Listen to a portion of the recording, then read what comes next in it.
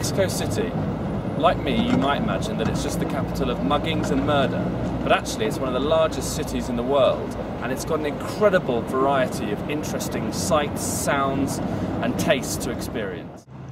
At almost 573 square miles, it's one of the largest inhabited metropolitan areas in the Western Hemisphere.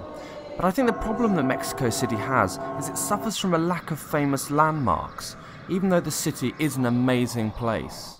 And as I was guided down to one of its hidden delights and watched these strange musicians queuing like hookers at the side of the road, I realized there's a lot more to it. So now welcome to Garibaldi Square, the plaza of the mariachis. Every day, every hour you find mariachis, either daytime or nighttime. All day long? All day long, they are here waiting to be hired by someone. Now I can't begin to describe what a surreal area this is. It's amazing to see this actually existing in Mexico. But the great thing is, it's not full of tourists. It's where real Mexicans go to take part in a cultural pastime. I think this mariachi business is a bit easy. I think I'm going to give it a go and show them how to do it properly.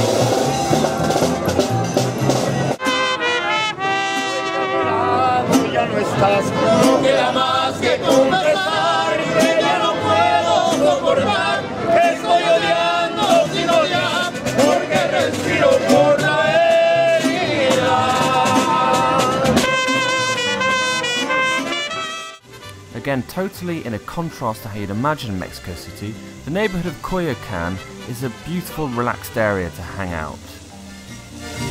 It's just a nice, quiet, leafy avenues where people just relax, have a coffee and watch the world go by.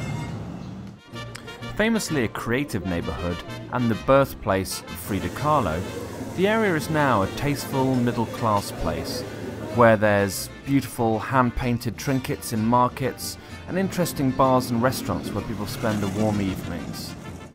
If you want to try some pre-Hispanic specialities that you can get in Mexico, then you've got to try these chapulines.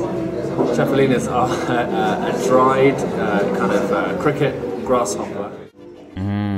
Crickets. Not bad. You know, it tastes like dried fish. Famously, Mexico City was built over the ruins of the Mayan city that existed before it by the Spanish. But to get an idea of what it was like, head to Teotihuacan. It's about half an hour away from Mexico City, and as you can see, it's a big tourist destination.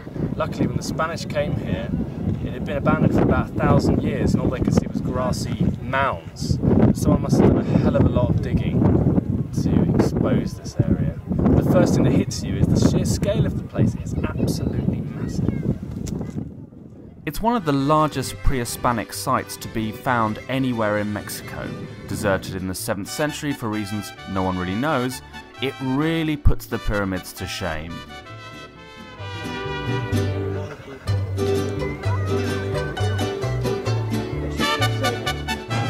But it's not one of the only things that you can do outside of the city centre. One of the other things you can do is go to the floating gardens. It's a kind of a multicoloured Mexican punting expedition. Around you'll see the floating gardens where they cultivate mainly flowers. As you can see behind me, you even get barges with people selling food, playing music, and you just kind of relax and watch the world go by. This ancient form of gardening came about because some bright spark had the idea of bringing the fields into the lake rather than the lake into the fields. And the great thing is, there are no tourists. They're all Mexicans. Party boat. So as we watched the Mexicans chill out and have a few beers under the sun, I decided it was time to bring my punting skills to bear.